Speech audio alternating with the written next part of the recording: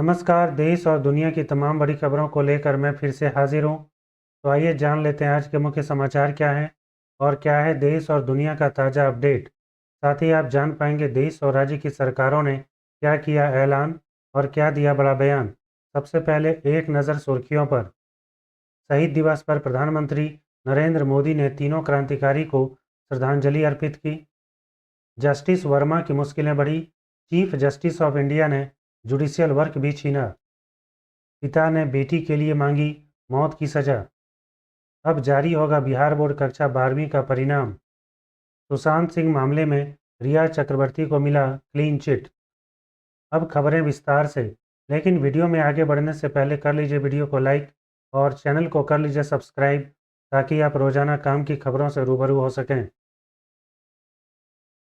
भारतीय स्वतंत्रता संग्राम के 3 वीर क्रांतिकारी भगत सिंह, राजगुरु और सुखदेव को देश श्रद्धांजलि दे रहा है।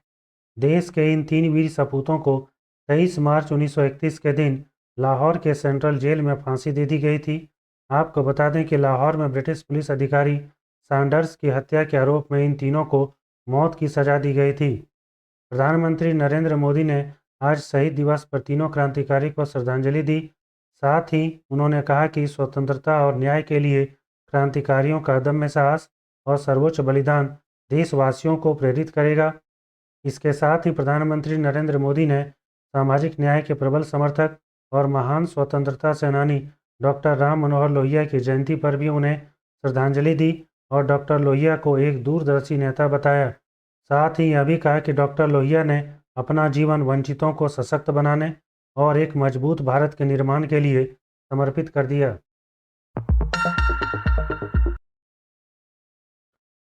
पहले नोटों का भंडार मिला और अब जले हुए नोट के अवशेष भी मिले।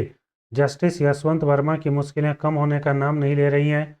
उनके घर के बाहर भी आधे जले हुए नोट के सबूत मिले हैं। इस मामले में chief justice of India Sanjeev Khanna ने कड़ा रुख अपनाते हुए जांच बैठा दी और 3 सदस्यों की एक टीम का गठन भी किया है। साथ ही निर्देश भी दिया है कि जस्टिस वर्मा को कोई जुडिशियल वर्क न दिया जाए। उत्तर प्रदेश के मेरठ में अपने प्रेमी साहिल शुक्ला के साथ मिलकर मुस्कान ने अपने पति सौरभ की हत्या कर दी और अब उसे कोई वकील नहीं मिल रहा है।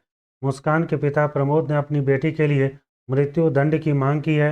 इसके साथ ही मुस्कान के पिता ने कहा कि मेरी बेटी ने जो कुछ किया वह बहुत गलत है और मेरे दामाद को न्याय मिलना चाहिए। बॉलीवुड एक्टर सुशांत सिंह राजपूत केस में सीबीआई ने मुंबई में क्लोजर रिपोर्ट दाखिल कर दी। 14 जून 2020 को सुशांत मुंबई के बांद्रा में अपने अपार्टमेंट में फ्लैट की छत से लटके पाए गए थे और इस मामले में उनकी गर्लफ्रेंड रिया चक्रवर्ती को आरोपी बनाया गया था। अब सीबीआई ने रिया चक्रवर्ती को और उसकी फैमिली को क्लीन चिट दे दी है। बिहार बोर्ड के द्वारा आयोजित कक्षा 12वीं की वार्षिक परीक्षा का आयोजन 1 से 15 फरवरी के बीच किया गया था। अब छात्र इसके परिणाम का इंतजार कर रहे हैं। खबर है कि बिहार बोर्ड कक्षा 12वीं का परिणाम 27 मार्च 2025 को आने की संभावना है। केंद्र ने 1 अप्रैल से प्याज के निर्यात पर 20% लगने वाला शुल्क को वापस ले लिया है। अब किसानों को लाभकारी मूल्य सुनिश्चित होगा और उपभोक्ताओं को प्याज की उपलब्धता भी बनी रहेगी। मंत्रालय ने कहा कि रबी फसलों की अधिक उत्पादन की संभावना के बाद थोक और खुदरा कीमतों में कमी आई है। आपको बता दें कि जब उत्पादन ज़्यादा होता है तो निर्यात शुल्क को कम कर दिया जाता है और जब उत्पादन कम होता है तो निर्यात शुल्क को बढ़ा दिया जाता है। कॉलेज में एडमिशन के लिए हर विद्यार्थी को संयुक्त विश्वविद्यालय प्रवेश परीक्षा में शामिल होना पड़ता है। अब छात्र 24 मार्च तक अपना फॉर्म ऑनलाइन भर सकते हैं। पहले जहां आखिरी तारीख 22 मार्च थी, अब उसे बढ़ाकर 24 मार्च कर दिया गया है। इससे आगे की जानकारी आप ऑनलाइन देख सकते हैं। सलमान खान के फैंस का इंतजार अब खत्म हुआ। आखिर 23 मार्च को सिकंदर का ट्रेलर रिलीज़ कर दिया गया। साल 2025 की सबसे बड़ी फिल्मों में शामिल होने वाला सिकंदर का ट्रेलर अब यूट्यूब पर देखा जा सकता है।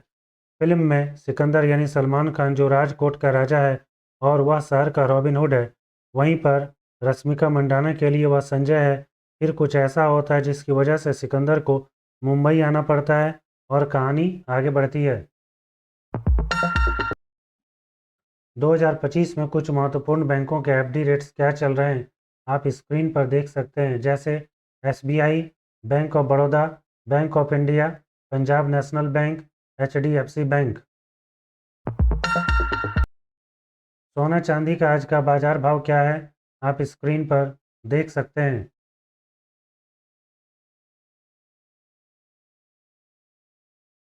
अगर आपको रोजाना ऐसे ही काम की खबरें चाहिए तो आप इस चैनल को सब्सक्राइब कर सकते हैं।